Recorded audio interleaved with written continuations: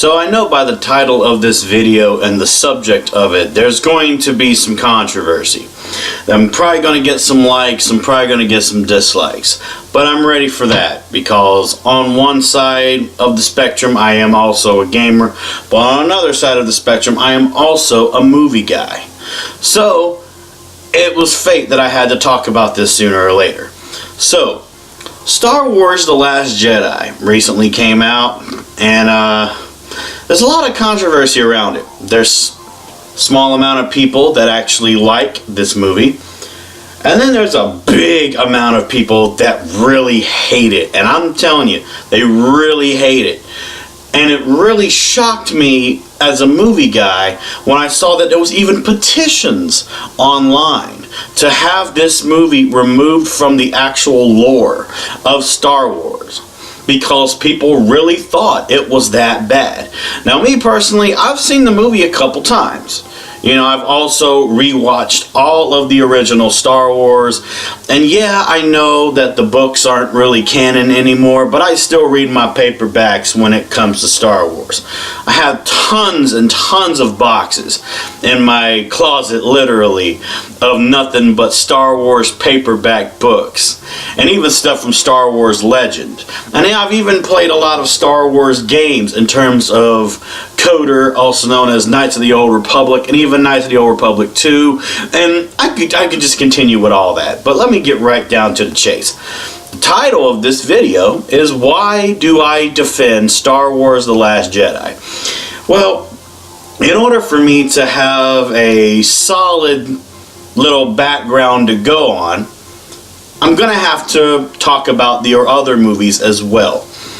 So, first things first, you know, I'm going to talk about literally the first Star Wars movies, okay? Not the prequels, but we will be getting to those. But the original 3 Star Wars movies, which was Star Wars, Empire Strikes Back, and Return of the Jedi. Now, I'll tell you this, okay, is Star Wars Empire Strikes Back will always be my favorite Star Wars movie, because it shocked me the most when I saw it. And there's not really going to be any other Star Wars movie that's going to top that for me, because of the shock factor that it gave me. But let's not cut into the middle of this chase, let's start at the beginning. So, you know, Star Wars, the first movie, it introduces a boy by the name of Luke Skywalker. It also shows you Leia Organa, and also introduces Darth Vader into this whole category that we're going to call pre-Star Wars. Now, the reason why I'm calling this pre-Star Wars is because this was just a regular one-shotted idea by George Lucas, and then later on down the road he added to this, okay? So you can either agree or disagree with my terminology for this, but if you really want to see why I defend Star Wars The Last Jedi, you will watch this whole thing. So, the way things are going is, yeah, Luke is your protagonist in this situation. You don't really know anything about Luke. Luke is just a moisture farmer that helps out, you know, Lars. Well, I call him Lars. It's a long story. It's a long story. It's a long story. Okay. But he helps out his family with moisture farming. He's also wants to be a pilot for the Rebel Army. And, you know, you're given all of this stuff in the first Star Wars movie that you don't really know how to take it. It's like playing a game for your first time and you know nothing about its backstory, because there is no backstory. You're starting this off, literally, if you count the prequels, you're starting this off in the middle of the whole entire shebang. But we're not talking about the prequels right now. We're talking about Star Wars, that first movie, as its starting thing, okay? So, our main characters that we can remember is, you know, C-3PO, R2-D2, Luke Skywalker, Leia Organa, Ben Kenobi, also known as Obi-Wan Kenobi, Darth Vader, and even, you know, Tarkin. Tarkin is, you know, the military mind that's behind the Death Star around this time. Now keep in mind, I'm taking this into its original perspective, so don't go being like, oh no, the Emperor had to do with the Death Star and stuff like that. You don't know what the fuck you're talking about, Onyx. Listen to me carefully, okay? When we were watching the first Star Wars movie, you don't know nothing about no damn Emperor. You don't know nothing about no full ongoing war. All you're going by is the tales from a crazy old man that lives in a desert by the name of Ben Kenobi, that just so happened to know Luke's father. Only thing you know about Luke's father in the first Star Wars movie is that they fought together in the Clone Wars. What is the Clone Wars? You don't know what the fuck the Clone Wars is. This could be still a crazy story from an old man that fights sand creatures in Tatooine's desert, okay? You don't know. You don't know, alright? So you can see the pushes in the storyline going for Luke, where you're trying to see this evolution go on from, little boy on a moisture farm to becoming a rebel pilot. Now, the thing is, yeah, when you look at it from this perspective, you can tell that Star Wars, that first movie, also known as A New Hope, as it's relabeled in the future, is not the best movie.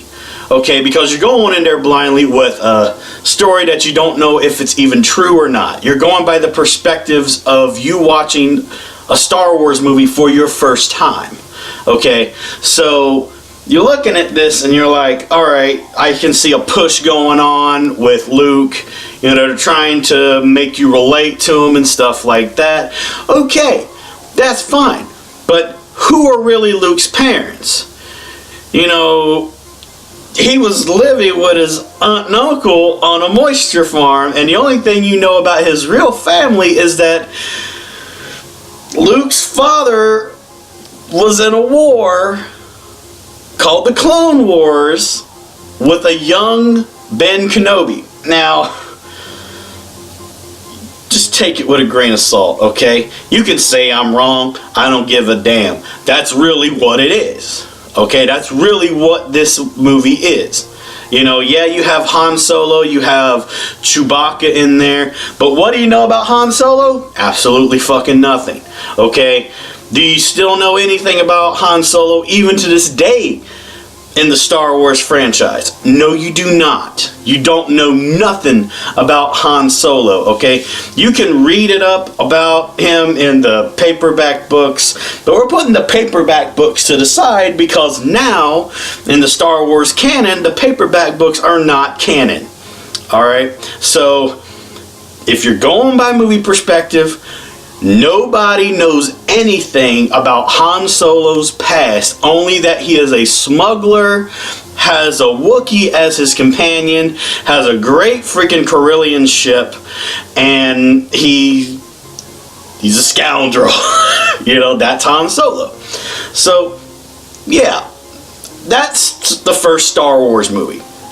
Then we have Empire Strikes Back, which is the sequel to Star Wars, which originally was supposed to be called Star Wars 2, but because of the whole relabeling situation, it's not called Star Wars 2, it's called Star Wars Empire Strikes Back. Can you dig? So, Empire Strikes Back happens a little later on in the story after the first movie, and it's going on an ice planet. How did they get on the ice planet? Who knows?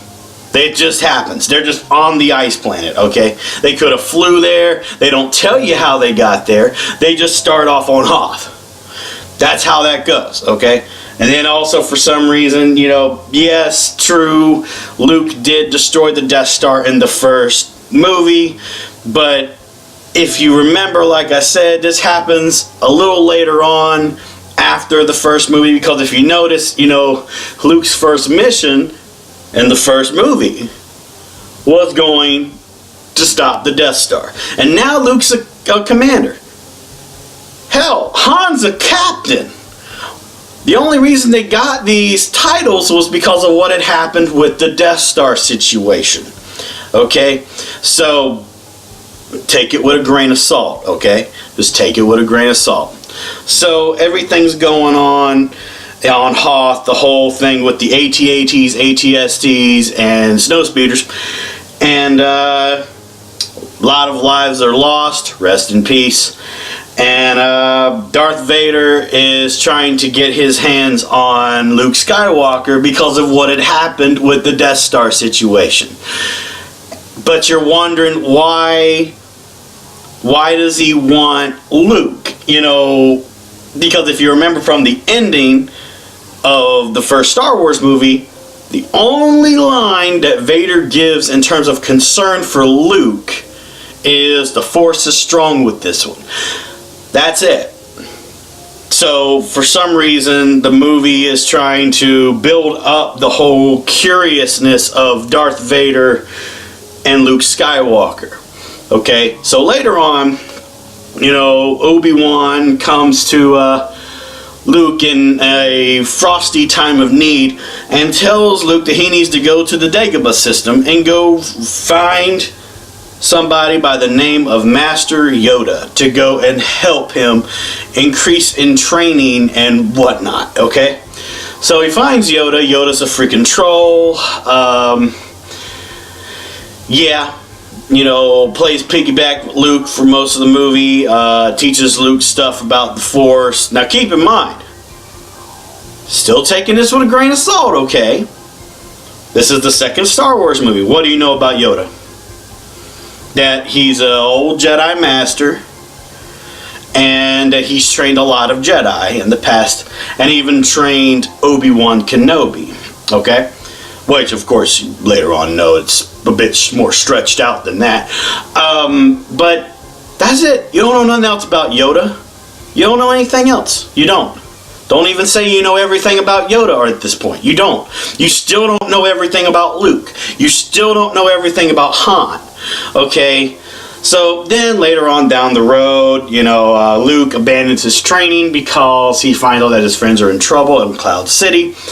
And, yeah, then the whole carbon freezing process happens with Han Solo, and, you know, badass Boba Fett makes an appearance. Badass Boba Fett, yeah.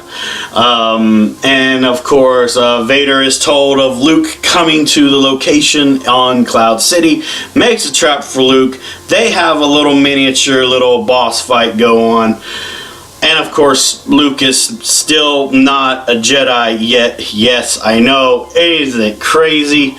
And Luke technically gets his ass handed to him, which we can give him a hand for that. You know, he loses a hand, and he's given the biggest shocker in the Star Wars universe.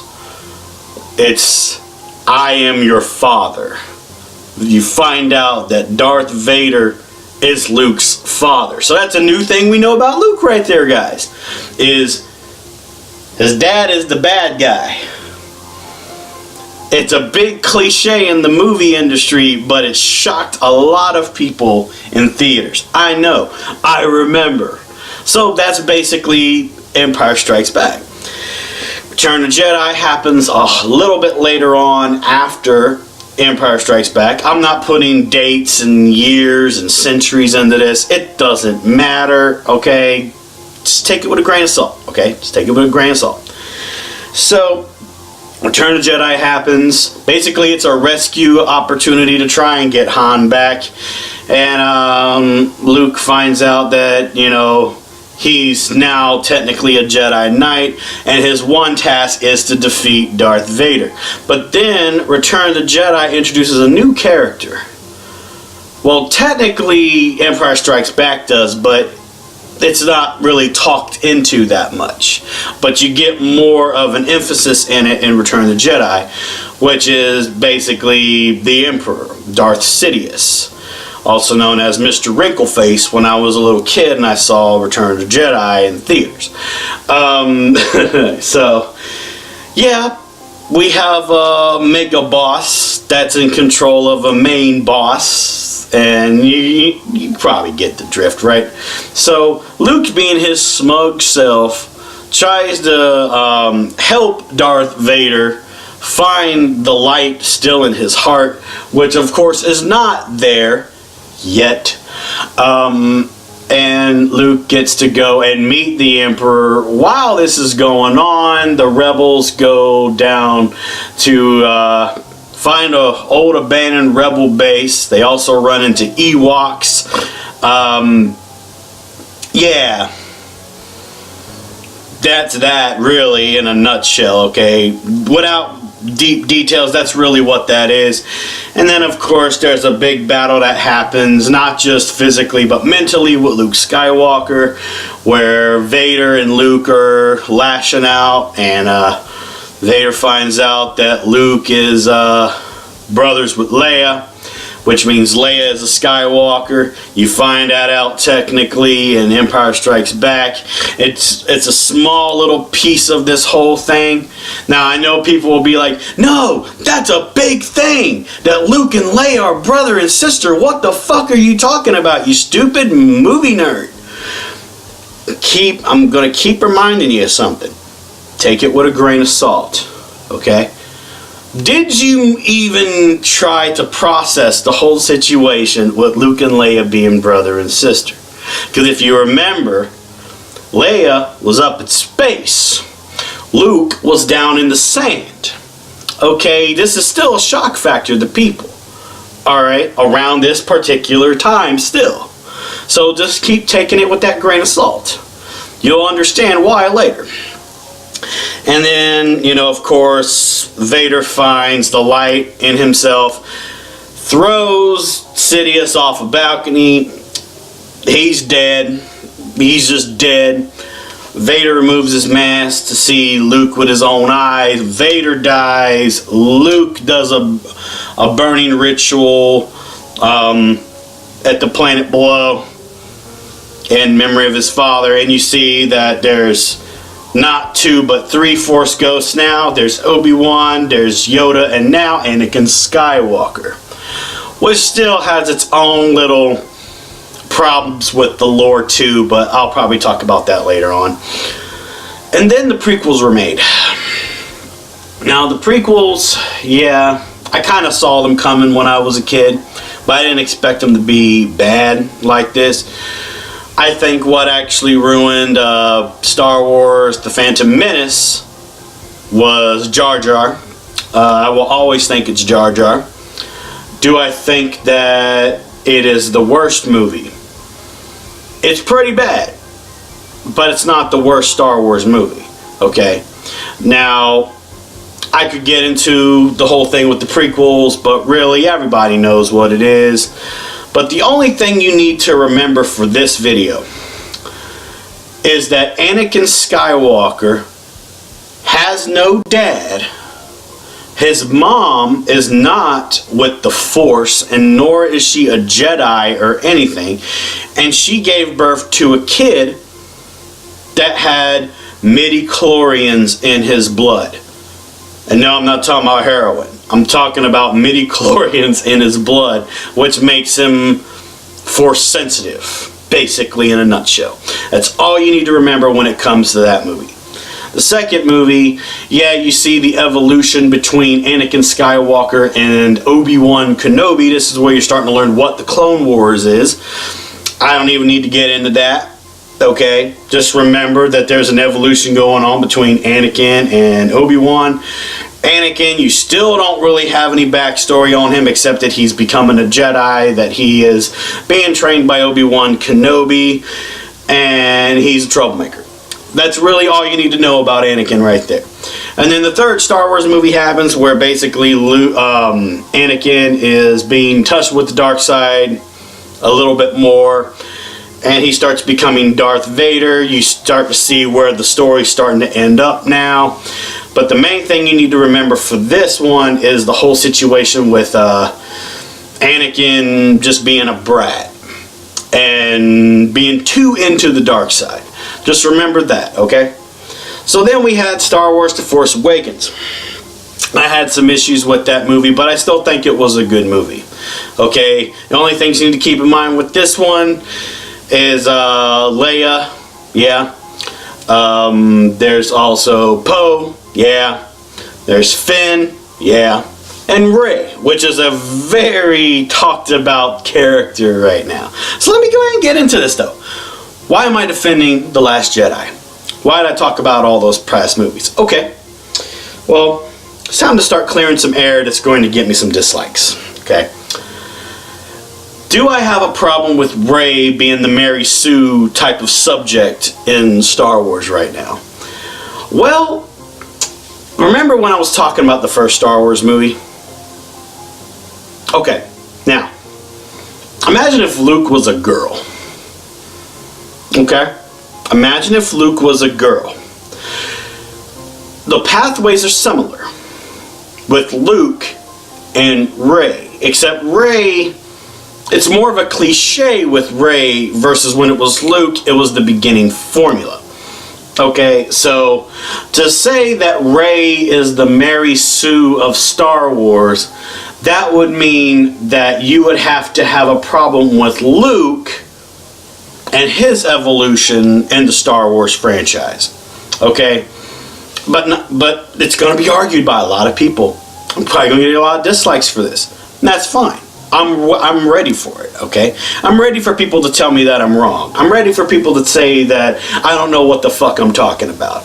But really, if you look at it, Rey and Luke, their origins are mirrored. Except, of course, Rey more into the unknown versus Luke, where you learn more about his backstory in the prequels. You know, you learn more about his father and his mother, Padme, and all of that, okay? So to say that Rey is the Mary Sue of the Star Wars franchise now, look at it from a different perspective. That would mean that, you know, feminists would probably have a problem with Luke being the main situation in the old school Star Wars.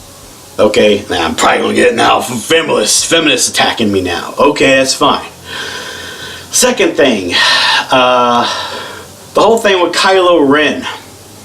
Okay, people have a problem with Kylo Ren and his evolution. Okay, well, people had problems with the evolutions with Anakin Skywalker. Okay, so this isn't a big deal to me. Still to this day, people bitch about Anakin Skywalker. I still bitch about Anakin Skywalker and his hate for sand, okay? And this is basically that same exact damn thing. Except this is if Vader never grew up and never had a mechanical suit. That's where we have Kylo Ren. Except Kylo Ren is also more like a Justin Bieber fan, where he's so into Darth Vader, you know, he probably sniffs the ashes like it's crack cocaine. Okay, but do I like Kylo as a character? Sure. It's a nice little build-up. You know, I'm hoping that in later episodes they fix up some of the little holes with Kylo. Now, one of the biggest situations in Last of the Jedi was the whole thing with Leia floating in space. Now, okay, why does this piss people off? Is it because, oh, you know, Leia's not a Jedi? How could she breathe in space? How could she float? Okay, keep this in mind, okay? She's still a Force sensitive, alright? She's still a Force sensitive. How much you want to bet that she probably read up more on Jedi stuff later on, you know, after Episode 6, Return of the Jedi? I mean, okay, come on. When you're given this big shocker that you're related to a boy with strong Force abilities, wouldn't you want to look more into your heritage? Wouldn't you want to learn some small things? Now, yeah, Leia's not a Jedi, okay? She doesn't know how to use a lightsaber. She's a general. She is a military mind, okay? But that does not subtract the fact that she has the midichlorians in her blood. She has the Jedi blood in her, okay? I didn't see people bitch about it when it came to Empire Strikes Back and she was able to sense where Luke was when he was about to fall to his impending doom. Did people bitch about that? No, they didn't. Maybe a small amount of people, yeah, but not the whole entire Star Wars, you know, community. Hell, people are bitching about this right now. The whole thing of floating Leia in space. Come on, she's the sister of Luke Skywalker. She may not be the strongest person in the bloodline, but she at least has some abilities that she does not mind using. Okay, so just stop it, alright? But the main thing that makes people angry is the situation with Luke. How Luke is not the same Luke that we remembered from episode 6, episode 5, and episode 4, and all of that. Well, this is where a lot of my friends actually agree with this assumption I'm about to tell you. But a lot of people are going to dismiss it because, well, there's better things to worry about in the world than a Star Wars movie, okay? Do you not think that maybe Luke was scarred mentally in Return of the Jedi, episode 6? You know, he had the life shocked out of him by Darth Sidious. He also lost his father. Yeah, his body language at the end of Return of the Jedi, yeah, could say that he was very determined to find out what he was going to do next. And plus, at the same time, we don't know what happened with Luke between, you know, the end of episode 6 and The Force Awakens. We don't know, okay? We seriously do not know. If we're going by movie canon, we don't know. Something could have happened. I mean, yeah, it is mentioned that Luke, you know, found a lot of, you know, Jedi book teachings. He also took Ben Solo later on down the road under his wing, and a matter of other people to become the new Jedi Order. And of course, he failed at that. But even before that, what happened before Ben was conceived? What had happened before Luke, you know, got himself into the situation that he was in at the end of Star Wars The Force Awakens? We don't know that, okay? We seriously don't. Don't even argue with me about it. We don't know, okay?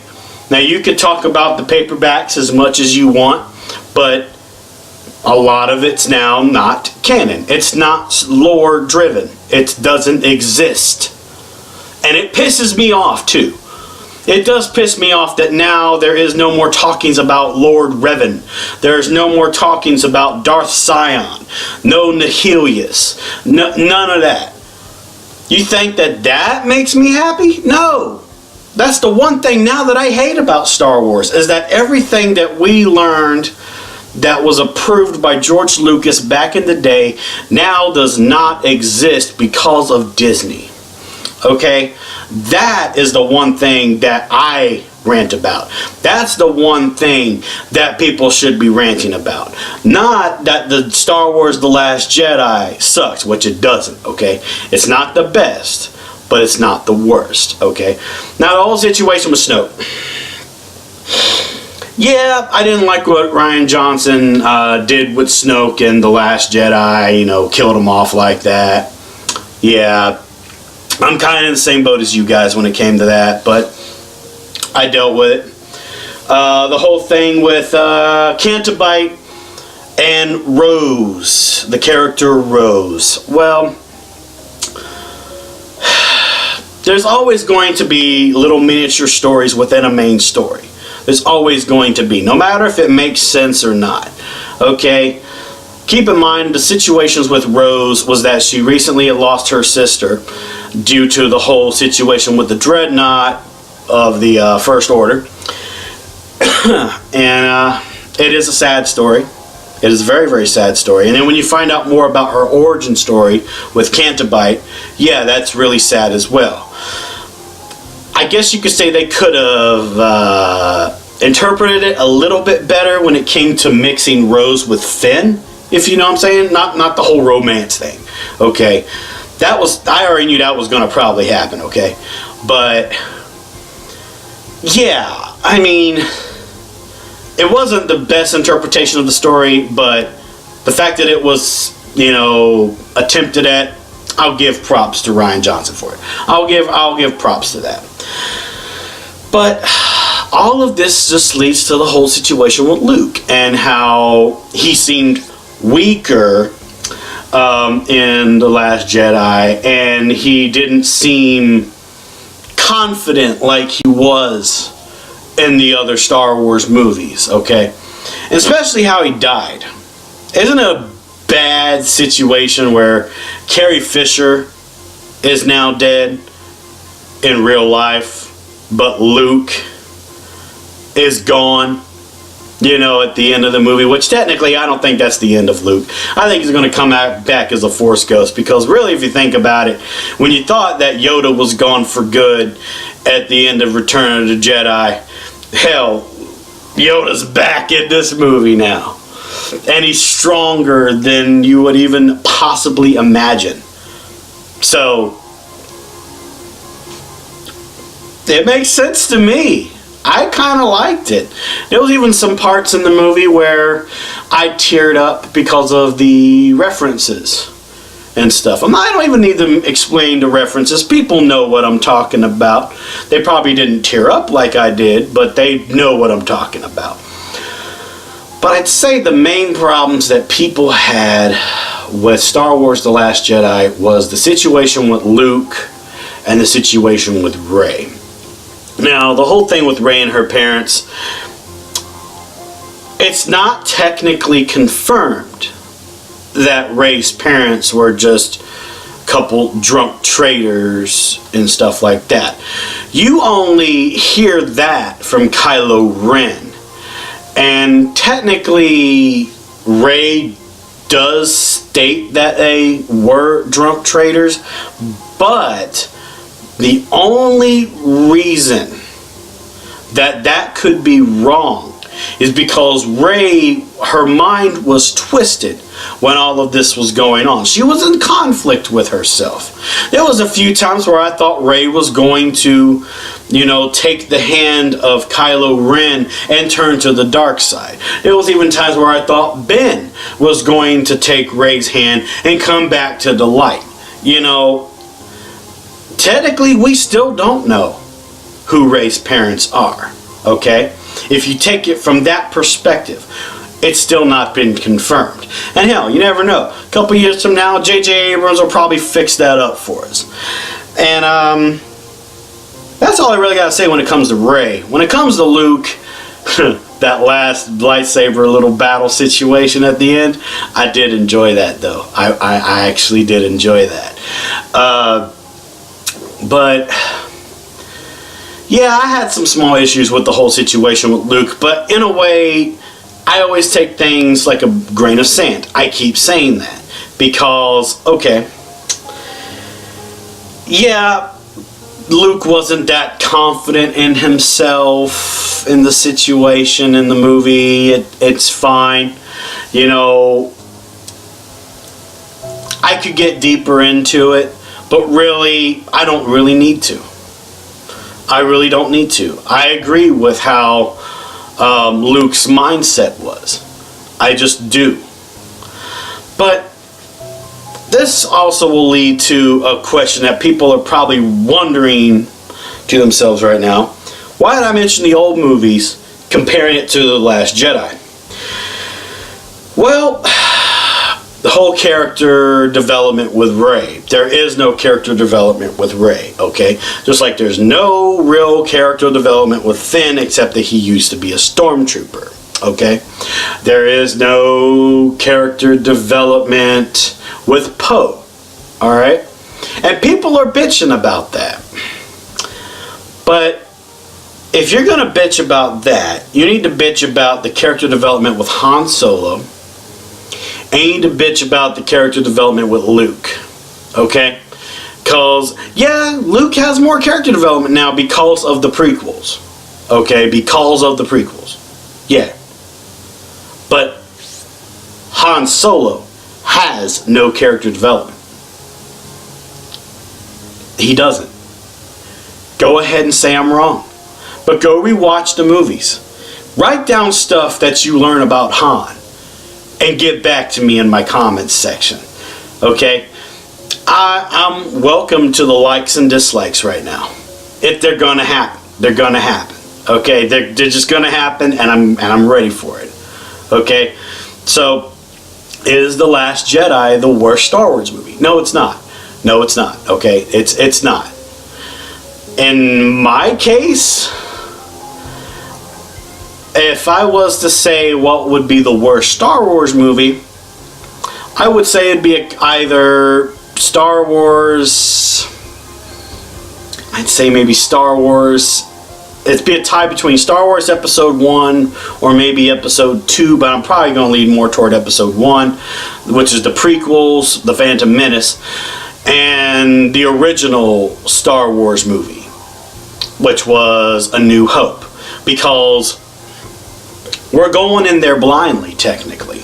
You're going in there blindly when it came to A New Hope, and you're still going in there blindly with The Phantom Menace. Okay, now I know what you're going to say. It's like, no questions were answered when it came to stuff with The Last Jedi. And I know. But were questions always answered in Star Wars movies? No, they were always cliffhangered. It's gonna happen. Star Wars is known for cliffhanger endings because they're like comic books. Comic books have cliffhanger endings. It's gonna happen. You're always gonna wonder what happens next.